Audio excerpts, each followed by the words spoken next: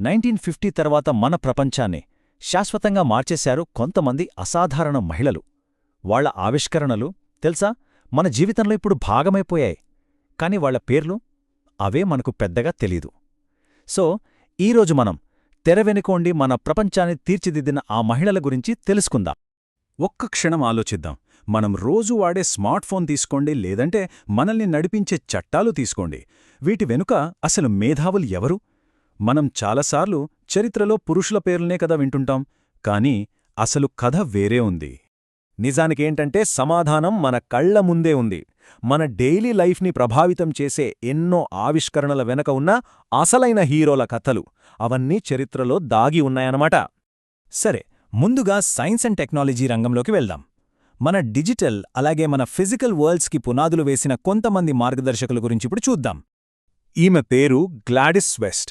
US naval surface warfare సెంటర్లో పనిచేసిన first generation black women సైంటిస్ట్స్లో ఈమె ఒకరు. గ్లోబల్ పొజిషనింగ్ సిస్టమ్, అదేనండి మనం వాడే జీపీఎస్, దానికి పునాది వేసిన వాళ్లలో ఈమె ఒకరు. అసలు విషయమేంటంటే వెస్ట్ చాలా క్లిష్టమైన మ్యాథమెటికల్ మోడల్స్ తయారుచేశారు. అవి భూమి ఆకారాన్ని చాలా చాలా ఖచ్చితత్వంతో లెక్కించాయి.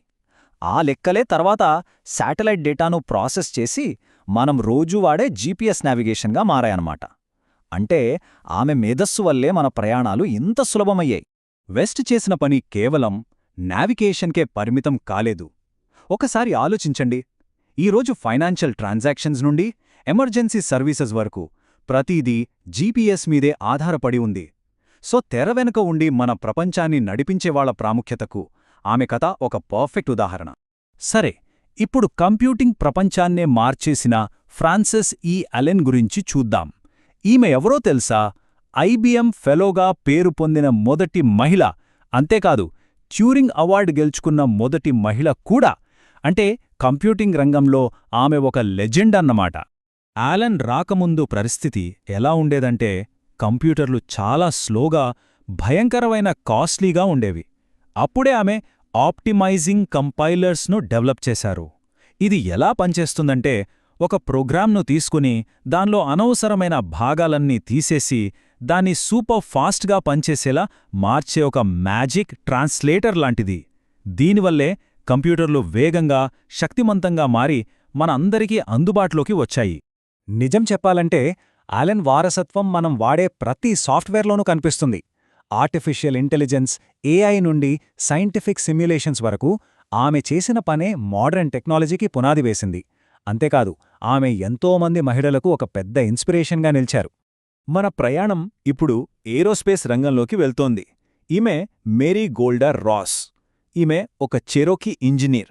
ఇంకా చెప్పాలంటే ఈ రంగంలోకి అడుగుపెట్టిన మొట్టమొదటి నేటివ్ అమెరికన్ మహిళగా ప్రసిద్ధి చెందారు. ఏరోస్పేస్ హిస్టరీలోనే చాలా సీక్రెట్, చాలా ప్రెస్టీజియస్ అయిన లాక్హీడ్ స్కంక్ వర్క్స్ టీంలో ఆమె ఫౌండింగ్ మెంబర్. ఆలోచించండి, స్పేస్ ట్రావెల్ అప్పుడప్పుడే మొదలవుతున్న రోజుల్లో ఆమె మిసైల్ సిస్టమ్స్పై పనిచేశారు.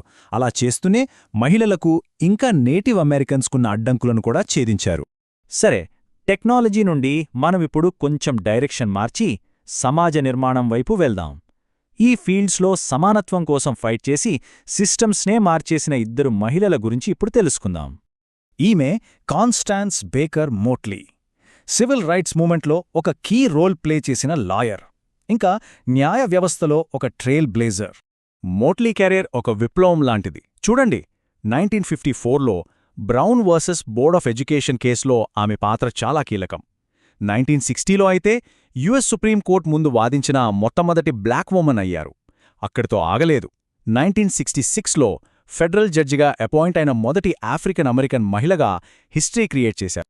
మోట్లీ వారసత్వం ఈ రోజుకి కూడా సజీవంగా ఉంది.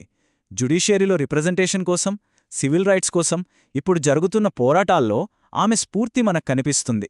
న్యాయం కోసం ఆమె చేసిన పోరాటం నిజంగా ఎప్పటికీ గుర్తుండిపోతుంది.